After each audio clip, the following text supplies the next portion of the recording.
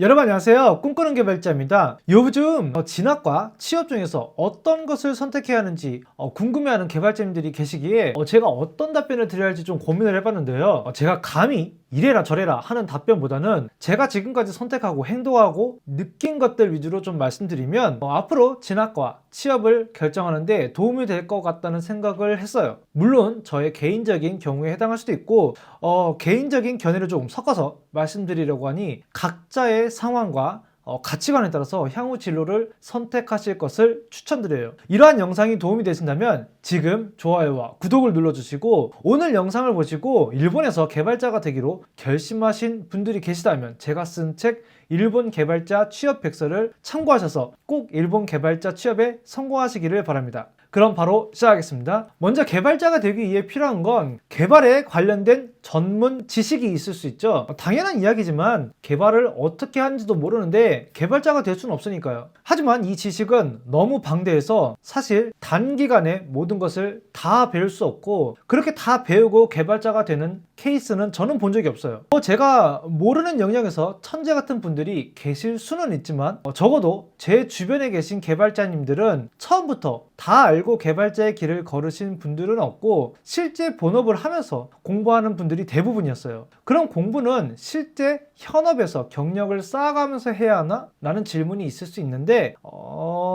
사실 이게 그렇게 간단한 문제가 아니에요. 어떤 유튜버 분들은 무조건 현업에서 경험을 쌓아라 뭐 이런 말씀을 하시는 분들이 계시는데, 왜 그런 말씀을 하시는지 이해는 되지만 사실 제 친한 동생이 같은 질문을 제기한다면 그렇게 대답을 하지는 않을 것 같아요. 왜냐하면 앞서 말씀드렸듯이 사람마다 처해진 환경이 다르고 가치관이 다르기 때문이에요. 저는 다른 영상에서도 말씀드렸지만 문과 출신의 개발자예요.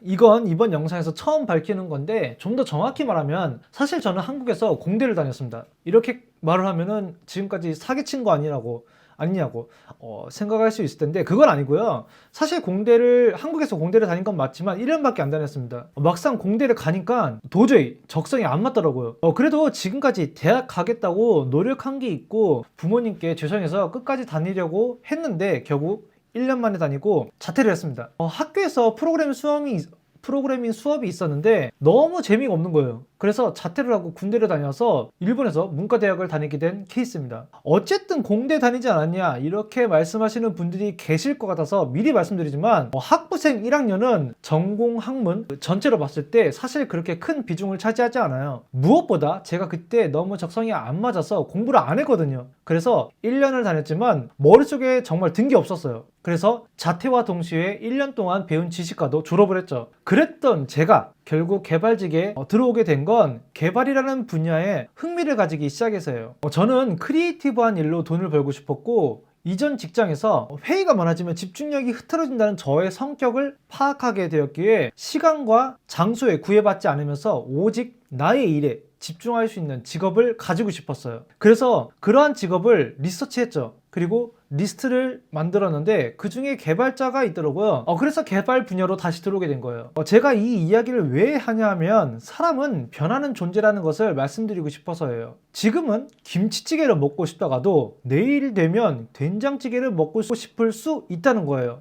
때문에 나의 만족을 위해 준비한 김치찌개이지만 반드시 내일의 나의 만족을 해결해 줄 수 있다고 할 수도 없어요. 내일이 되면 내일 필요할 게 있기 때문이에요. 제가 단기적인 예시를 들었지만 장기적인 관점에서도 동일합니다. 개발자가 되기로 결심을 했다는 것은 단기적인 계획이 아니잖아요. 오늘 개발자가 되고 싶었지만 내일은 공무원이 되고 싶어하는 사람은 별로 없을 거예요. 취업을 해야 하나 진학을 해야 하나 라는 질문은 어느 쪽에 내게 더 가치가 있나? 라는 질문으로 바꿀 수 있어요. 그럼 취업을 했을 때와 진학을 했을 때 각각의 장점과 단점이 있겠죠? 예를 들면 취업을 하면 경력이 없는 상태이니 좋은 직장에 들어가기 힘들겠지만 경력을 쌓을 수 있고 경제적으로 부담이 없다라는 장점과 단점이 있을 수 있겠고, 진학을 하면 좀 더 전문화된 지식을 쌓아서 좋은 직장에 들어갈 확률이 높아지겠지만 그 기간만큼 경제적 부담이 생긴다는 장점과 단점이 있을 수 있겠죠. 제가 지금은 예시로 이렇게 말씀드렸지만 우리가 생각할 것은 딱 두 가지입니다. 첫째는 내가 이렇게 정한 각각의 장점과 단점이 정말로 그러한가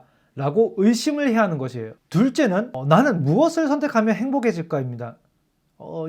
저는 이 두 가지가 모두 충족하는 선택을 하는 것이 좋다고 생각하는데 이 두 가지에 대해서 하나씩 자세히 설명드릴게요. 먼저 내가 이렇게 정한 각각의 장점과 단점이 정말로 그러한가 라고 의심을 해야 하는 부분인데요. 왜 의심을 해야 하냐면 나의 잘못된 정의로 인해서 잘못된 선택을 하는 것을 막기 위해요. 여러분들에게 여쭤볼게요. 반드시 학사, 석사, 박사 과정을 거쳐야 좋은 개발자가 될 수 있다는 것에 동의하시나요? 진학을 먼저 하면 전문화된 지식을 반드시 쌓을 수 있다고 생각하시나요? 무조건 취업을 먼저 하면 좋은 경력을 쌓을 수 있고 연봉 점프를 할 수 있다는 것에 동의하시나요? 취업을 먼저 하면 경제적 부담이 정말로 없어질까요? 없어진다면 얼마나 없어질까요? 아마 대부분의 분들이 반드시 무조건이라는 부분 때문에 동의하지 못하실 거예요. 삶에는 늘 변수라는 게 존재하니까요. 이 변수라는 것을 생각하게 되었다면 지금쯤 내가 어떤 선택을 했을 때 리스크에 대해서 생각하게 될 거예요. 내가 취업을 했을 경우에 리스크와 진학을 했을 경우에 리스크 말이에요. 그리고 이 리스크는 사람마다 다 다를 거예요. 어떤 분들은 지금 배우지 않은 것이 리스크라고 생각하는 분들이 계실 거고, 또 어떤 분들은 지금 경력을 쌓고 돈을 벌지 않으면 생활이 힘들다는 리스크를 가지고 계신 분들이 있을 수 있어요. 이게 제가 앞서 말씀드린 각자의 가치관이에요. 지금 배우는 것이 리스크를 줄이는 방법이라고 생각하신다면 여러분들은 진학을 선택하셔야 하고, 당장 돈이 필요하고 경력이 필요하다고 하시는 분들은 취업을 하셔야죠. 여기서 저의 생각을 조금 더 하자면 저는 돈과 시간이 많은 사람이라면 진학을 추천하고 싶고, 그렇지 않은 사람이라면 취업을 추천하고 싶어요. 물론 각자의 꿈을 고려해야겠지만 일단 돈이 없는데 진학을 한다는 것은 제 입장에서는 상당히 큰 리스크예요. 사실 일을 하면서 공부를 병행하는 게 몸은 힘들지만 심리적 압박은 덜합니다. 그리고 경험상 개발 일을 하면서 따로 공부할 때 더 이해도도 높고 배운 것을 실제 현업에서 사용할 수 있기 때문에 개인적으로 만족감이 높았어요. 근데 이게 저만 그런 게 아니에요. 한국의 바이오테크 기업인 셀트리온은 2023년 기준으로 시가총액 29조 원, 전 세계 1000등 안에 들어가는 대형 기업인데요. 이 회사를 창립한 서성진 명예회장님은 45살에 셀트리온을 창업했습니다.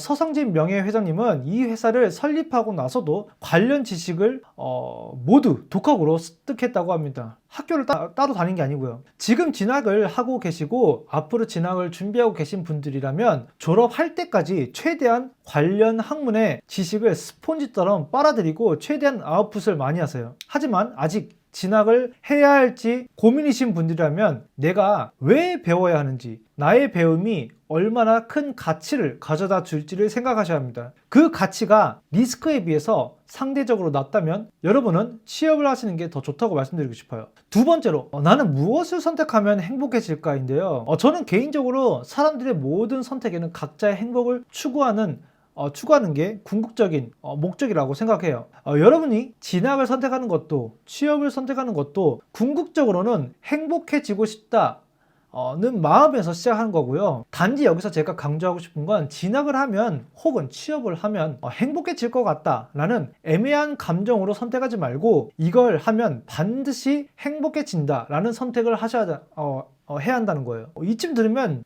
미래의 일을 내가 어떻게 예측할 수 있냐, 해보지 않으면 모르지 않냐 라고 생각하고 계시는 분들이 계실 텐데 그런 의견도 충분히 이해는 갑니다. 하지만 여러분이 한 가지 더 생각하셔야 할 게 있어요. 여러분이 정말 행복해지고 싶다면 반드시 행복해지는 구도를 만들어야 행복해진다는 거예요. 도전을 하는 것과 행복해지는 것은 다른 문제예요. 저를 포함해서 여러분들도 마찬가지겠지만 각자의 행복을 위해서 지금 있는 자리에서 정말 많이 노력들을 하고 계실 거예요. 그때 우리가 잊지 말아야 할 것은 그냥 노력만 한다고 해서 개발자가 되고 행복해지지 않아요. 그건 여러분들이 삶 속에서 느끼고 계시기에 더 잘 알고 계실 거예요. 진학이 되었든 취업이 되었든 어떤 선택을 했을 때 여러분들이 가장 확실하게 행복할지 미리 알고 선택을 하세요. 비유가 적절하지는 않습니다만 손자반 병법에는 선승구전이라는 말이 있어요. 직역을 하면 먼저 이기고 전쟁을 한다라는 뜻인데요. 전쟁을 하기 전에 이미 이길 구도를 만들어 놓고 전쟁을 하라는 병법이에요. 저는 지금까지 이 내용을 늘 의식하면서 살아왔어요. 여러분들이 정말로 훌륭한 개발자가 되고 싶다면 반드시 훌륭한 개발자가 되기 위한 방법으로 확신을 가지고 앞으로의 모든 것을 선택하고 진행해보세요. 진학을 하면 혹은 취업을 하면 행복해질 것 같다 라는 애매한 감정으로 시작하는 것보다 더 확실하게 꿈을 이룰 수 있을 거예요. 제가 개발자가 된 것도 일본에서 취업을 하게 된 것도 같은 방법이었어요.